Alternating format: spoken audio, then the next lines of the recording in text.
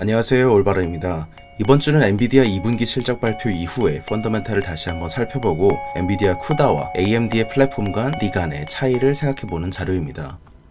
엔비디아 실적 발표 이후 분기 보고서 내에서 디테일만 따로 정리해본 심화편입니다. 엔비디아는 10Q를 통해서 직접 고객과 간접 고객에 대해서 구분하고 있습니다. 직접 고객은 직접 엔비디아에서 GPU 및 네트워킹 칩을 구매하는 고객이고, 보드 제조업체나 유통업체나 서버 제조업체, 시스템 통합업체가 대부분입니다. 이를 바꿔서 생각하자면 직접 구매업체는 엔비디아의 공급망이라고 생각하셔도 되겠죠. 그리고 두 번째로 간접 고객은 위에 직접 고객을 통해서 제품을 구매하는 기업들입니다. 클라우드 서비스 제공업체나 소비자 인터넷 기업, 그리고 각종 엔터프라이즈와 공공기관 및 정부를 의미하죠. 엔비디아의 입장에서는 실질적인 최종 수요자를 의미하고, 예를 들자면 마이크로소프트나 구글이나 메타나 테슬라 같은 기업들이 엔비디아 입장에서 간접 고객이라고 평가하고 있죠. 꾸준히 서버 기업의 코멘트와 데이터 센터 콜로케이션 기업들의 코멘트를 동시에 체크하는 이유는 이들이 엔비디아 입장에서는 직접 고객이기 때문입니다. 간접 고객인 빅테크나 기업들이 어떤 말을 하는지를 전해주기 때문에 중요한 매개체이죠. 델과 슈퍼마이크로 모두 이번 분기 실적 발표에서는 2분기에 신규 고객의 수가 크게 증가했고, 호퍼의 수요가 가속화됐으며 AI 파이프라인이 크게 증가했음을 말하고 있습니다. 이번에 휴렛패커드 엔터프라이즈의 2분기 실적 발표에서도 AI 서버의 신규 수주가 굉장히 좋은 수치를 보였습니다. 지난 2023년 3분기에 800밀리언 정도로 받았던 신규 수주가 4분기에 500밀리언, 1분기에는 600밀리언 정도 수준이었다가 이번 분기에 발표했던 2분기 실적 발표를 했을 때는 1.6빌리언 정도로 크게 증가하면서 아까 보셨었던 서버 기업들의 코멘트와 마찬가지로 2분기 수요가 크게 증가했음을 확인하실 수 있었죠. 두 번째로는 블랙웰 전환에 따른 GPM 하락에 대해서 디테일하게 다뤄보자면, GPM 하락의 이유에 대해서는 엔비디아 CFO 콜레트 크레스가 호퍼와 블랙웰 제품의 전환에서 생기는 비용과 새로운 제품 출시에 따른 비용 구조 때문에 마진에 압박을 받은 것이라고 정리해줬습니다. 이전에 GPM, 전사 마진율에 영향을 미친 것이 총 3가지라고 말씀드린 바 있었죠. 다시 생각해보자면 첫 번째는 GPM이 상대적으로 낮은 H20을 대량으로 판매하기 시작한 첫 분기여서 그렇고, 두 번째는 호퍼에서 블랙웰로 전환함에 따라서 수율이 낮은 블랙웰 제품들을 점점 더 생산량과 수율을 함께 올림으로 인해서 낮아진 것이 있고, 세 번째는 블랙웰과 H200의 GPM이 H100에 비해서는 약간 낮기 때문이기도 합니다. 이 중에서 사실 세 번째는 거의 구조적으로 H100이 너무 높은 GPM을 보이고 있다, 이런 것에 대해서 얘기를 드렸었는데, 따라서 H200과 블랙웰의 GPM이 같으므로 사실 전환에 따른 GPM 하락이 구조적으로 하락한다기보다 단기적으로 수율이 올라오는 차원에서 GPM이 하락한 요인이 크다, 이렇게 볼 수 있겠죠. 단기적으로 블랙웰 수율이 올라올 때까지 1%에서 2%포인트 정도 마진에 영향을 받는 요인을 제외하고 나면 장기적으로 펀더멘탈에 영향을 미치는 요인은 없었습니다. 블랙웰 마진율은 실제로 H200과 비슷한 수준이고, 향후에 수율이 올라가면서 마진율이 내년 1분기부터 는 회복될 것이라고 전망하기 때문에 실질적으로는 단기적인 문제일 뿐 큰 문제라고 보진 않습니다. 세 번째 포인트는 엔비디아 입장에서 수요와 성장의 선행지표라고 볼 수 있는 구매 약정 규모입니다. 매출이 늘어나는 만큼 공급 계약 규모도 함께 늘어나는 게 정상이죠. 기업들이 엔비디아의 GPU 주문을 늘리게 되면 엔비디아가 이에 맞춰서 전체 공급망 내 기업들, TSMC나 폭스콘이나 퀀타컴퓨터나 SK하이닉스 같은 기업들에게 구매 약정 금액도 늘리는 시기 됩니다. 이를 구매 약정이라고 부르고 Purchase Obligations라고 부르고 있죠. 장기 공급 계약을 포함해서 엔비디아 GPU의 제조에 사용되는 그런 구성 요소들, COWS 캐파나 HBM 같은 것을 구매하려는 엔비디아의 의지를 반영한 규모입니다. 이번 2분기 실적 발표에서는 재고와 장기 공급 캐파, 그리고 구매 계약의 규모가 굉장히 크게 늘어난 것을 보실 수 있습니다.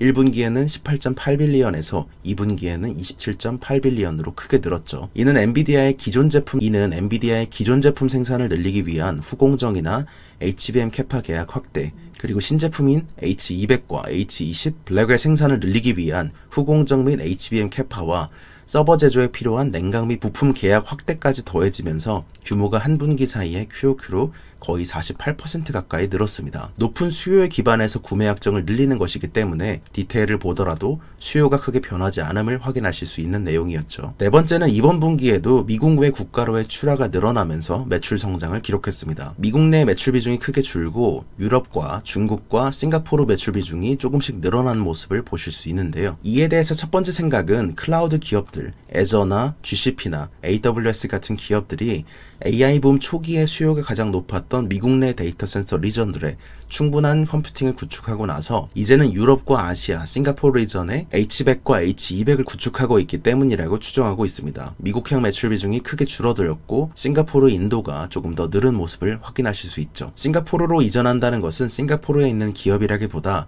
싱가포르 내에 애저나 GCP, AWS 같은 하이퍼스케일러의 데이터 센터 리전들을 의미합니다. 두 번째는 H20의 판매가 늘어나면서 중국향 매출 비중이 10%포인트에서 12%포인트로 상승했습니다. 매출 규모로만 보자면 1분기가 26빌리언이었고 2분기가 30빌리언이었으므로 2.6빌리언에서 3.6빌리언으로 증가했다고 볼 수 있겠죠. 엔비디아는 2분기 데이터 센터 매출 성장에 꽤 많은 부분을 H20이 기여를 했다, 중국이 기여를 했다 이렇게 말하고 있습니다. 분기 사이에 증가한 매출 규모가 대략 4빌리언 정도인데 그 중에 데이터 센터를 통한 매출 증가는 3.7빌리언이었고 그 중에서 중국향 H20 판매량의 증가로 인해서 증가한 것이 약 1빌리언이니까 분기의 매출 증분의 27%를 중국이 기록했다 이렇게 볼 수 있겠죠. 세 번째 포인트는 애널리스트 코멘트를 정리한 부분이었는데요. 모건 스탠리는 지난 18개월 동안 큰 문제가 없었다는 의견입니다. 매출의 25%에 영향을 미쳤던 중국 수출 규제, 데이터 센터의 공간이나 전력 해파의 문제, 블랙웰 전환에 따른 에어포켓 우려나 블랙웰 설계 결함으로 인한 3개월 지연 같은 것이 있었지만 수요와 공급의 문제를 일으키는 본질적인 요소는 지금까지 18개월 동안 없었다는 것입니다. 블랙웰에 대한 코멘트는 대체로 모건 스탠리의 컨센과 일치하는 모습이었습니다.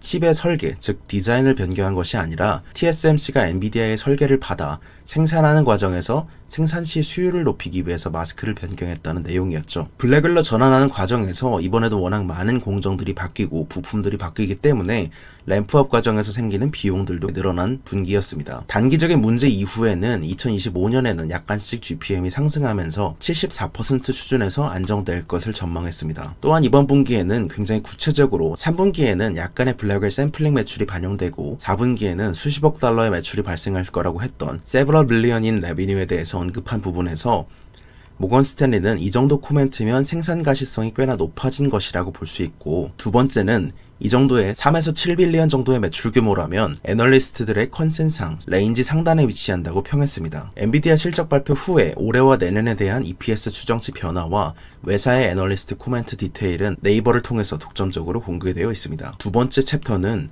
AMD와 엔비디아 간의 경쟁 역량에 대한 잠깐의 자료입니다. 8월 19일 날 AMD가 4.9빌리언 규모로 JT 시스템스를 인수한 바 있었습니다. 퀀타 컴퓨터나 폭스콘, 인벤텍, 슈퍼마이크로 같은 서버 제조 기업들을 인수한 것인데요. 이미 AI 가속기 경쟁은 단일 칩 수준을 넘어서서 수만 개가 넘는 칩과 칩을 고속 연결하는 네트워킹의 경쟁, 수천 개와 수만 개의 칩을 마찬가지로 하나의 칩처럼 다루게 되는 소프트웨어 플랫폼 단위의 경쟁으로 넘어온 지 오래이기 때문입니다. 엔비디아 같은 경우는 블랙웰부터 서버 한 개를 하나의 GPU처럼 가동하게 만들고 있습니다. 72개의 B200이 하나의 GPU처럼 움직이고 있죠. 따라서 이제는 하나의 렉이 하나의 제품화된 것입니다. 칩뿐만 아니라 다양한 네트워킹 제품들을 고도로 최적화시켰기 때문에 가능한 퍼포먼스이기도 합니다. 2025년에 엔비디아 블랙웰 출하 예상치 500만 개 중 이 중 약 80%가 이런 렉 단위로 판매될 것으로 예상하고 있을 만큼 고객의 반응과 경쟁은 이미 렉 단위에 가 있습니다. 예전에는 GPU끼리 경쟁했다면 이제는 서버 단위로 경쟁해야 하고, 특히 액체 냉각으로 들어오면서 단일 칩의 의미는 더욱 줄어 렉 단위로 경쟁해야 하고 데이터 센터 단위로 경쟁해야 하는 구조로 바뀌고 있습니다. 수만 개의 GPU를 거대 모델의 시대에 맞게 하나처럼 움직일 수 있게 만들수록 TCO가 총 소요 비용이 낮아지기 때문에 그렇습니다. 아주 높은 기술력을 가지고 최적화를 많이 시킬수록 평균 무고장 시간이 길어지고 가동률이 올라가며 그 결과 총 소요 비용이 낮아지는 구조이죠. 엔비디아의 GB200 NVL72에는 블랙웰 GPU와 그레이스 CPU, NVLink 스위치와 블루필드 DPU, 그리고 커넥티드 7과 8의 NIC, 스펙트럼 이더넷 스위치와 퀀텀스의 인피니밴드 스위치가 모두 포함되어 있습니다. 엔비디아는 하나의 칩이 아닌 크게 5개의 플랫폼들을 한 번에 개발해오고 있고, 이미 서버와 렉까지도 하나의 제품화시킨 지 오래이죠. 외부에서 볼 때는 이렇게 될수록 칩의 가격 또는 서버의 가격만 보고 비싸졌다고 말하지만, 실제 엔비디아의 고객사인 기업들은 블랙웰을 구매하여 가동하는 5년 동안 어느 정도의 컴퓨팅을 낼 수 있을 것인가를 분자해 놓고 비교하게 됩니다. 들인 비용에 비해서 실제 얻을 수 있는 컴퓨팅의 양을 비교하는 것이 총 소유 비용 관점의 비교이죠. 이 관점에선 더 싸진다는 것이 중론입니다. AMD의 GPU는 하드웨어적으로 엔비디아의 GPU에 비해서 정수 연산 능력, 보드의 그 자체 깡 스펙만 본다면 전혀 스펙이 떨어지지 않습니다.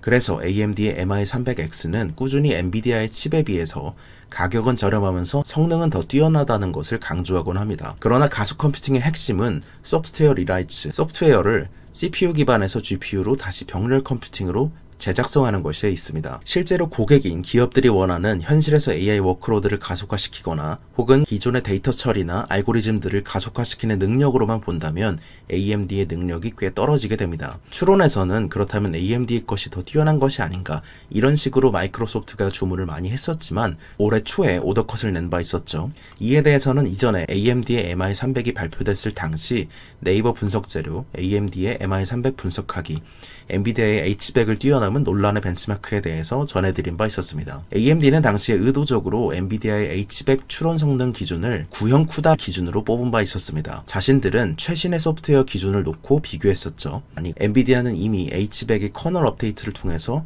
TensorRT LMM을 업그레이드, 이를 통해서 실질 성능을 크게 끌어올린 바 있었습니다. 회색 막대가 AMD가 주장한 엔비디아의 H100 추론 성능입니다.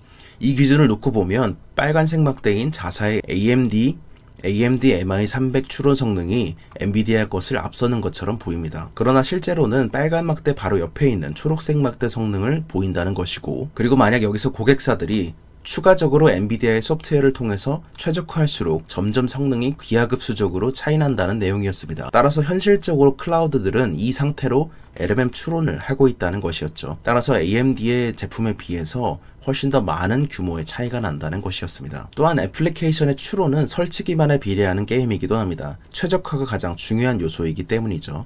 같은 앱이더라도 옛날에 앱스토어와 안드로이드 간 최적화 차이가 많이 나던 시절이 있었습니다. 스마트폰 초기를 생각해보시면 대부분의 쓸만한 앱, 유료 앱은 앱스토어에 1, 2년 먼저 나온 뒤에 안드로이드에 출시했던 시기가 있었죠.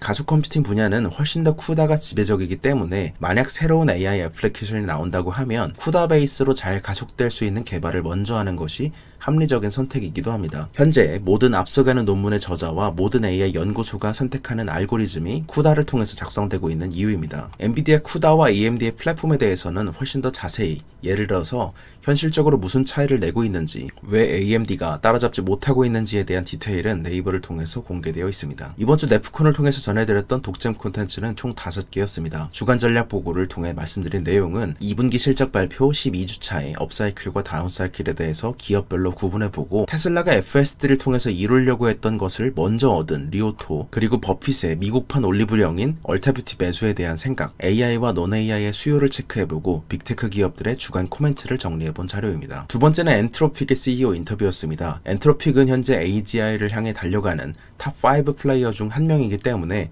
그 의미가 남달랐는데요. 클로드 소넷은 오픈 AI보다 일정 워크로드에서 더 뛰어나다고 평가받고 있습니다. 스케일링 법칙이 계속되는 구조 하에서 내년에 준비될 10빌리언 모델과 그리고 2년 후에 준비될 100빌리언 모델이 가진 파급력과 스케일링 법칙이 계속될 확률, 해석 가능성 연구, AI 규제에 대한 생각을 정리해봤습니다. 세 번째 자료는 도이치뱅크의 테크업계 컨퍼런스 디테일이었습니다. 주요 기업들의 AI 코멘트들을 정리해봤고, 마이크로소프트, 서비스나우, 마이크론, AMD 등 기업들이 말하는 디테일을 정리해본 자료입니다. 네 번째는 엔비디아 펀더멘탈 체크로 실적 발표 이후에 못다한 얘기들을 훨씬 더 자세하게 짚어본 자료입니다. 주요 고객에 대해서 짚어보고 현재 가장 투자자들이 우려하는 요소인 GPM 이슈, 엔비디아의 실적 성장과 수요 성장의 핵심 지표인 구매 약정에 대해서 살펴봤으며, 미국 외의 판매와 주요 애널리스트들의 코멘트 디테일들을 굉장히 많이 담았습니다. 다섯 번째는 업계 전문가 인터뷰로 엔비디아 쿠다와 경쟁하는 AMD의 소프트웨어 플랫폼을 비교해봤으며, 대만의 최고 인재는 TSMC로 향하며 인텔과 비교해본 분석 자료입니다. 하드웨어 최적화나 커뮤니티의 존재 이유, 후발주자가 더 많은 노력을 해야 된다는 얘기, 쿠다의 라이브러리 등 업계에서 다루는 이야기들에 대해서 최대한 다각도로 말씀드린 내용입니다. 이번 주 투자의 생각 유튜브 편은 여기서 마치겠습니다. 감사합니다. 올바르였습니다. 좋은 하루 되세요.